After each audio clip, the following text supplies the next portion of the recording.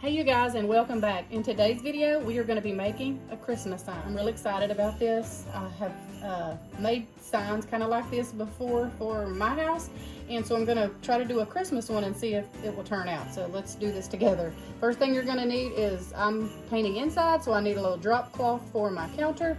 An old frame. I've had this frame forever, so I'm just going to upcycle it and use it for this sign. Of course, my paint. I got my black Decor art chalky finish paint again. I just painted my mirror above my fireplace with this same paint. My paintbrush, I needed a J, some buffalo check material from Hobby Lobby, and I got this new glue gun. I couldn't think. I got this new glue gun just recently, the Sure Bonder brand. I'm excited to try it out. I don't know if I'm going to need this box cutter or not, but I've got it out just in case. Some tape. And I need a Y also for the project. These I got last year. I had them on an old sign last year. I paid $4.50 at Hobby Lobby, I believe, when they were half price. You need some foam board and, oh, the wreath.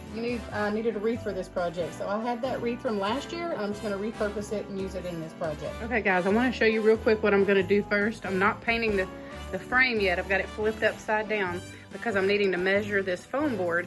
You see it has this little ledge, lip, whatever you want to call it right here, and it fits in snug on this side. But if you go over here, you can see that I'm going to need to cut some of this board. I need to make this cut to fit, and it is also overlapping. You can't really tell, but maybe you can see. Okay, yeah. If you see right there, my board is also too big that way, so I'm going to cut some of that off. So all I'm doing now is just measuring and cutting this foam board.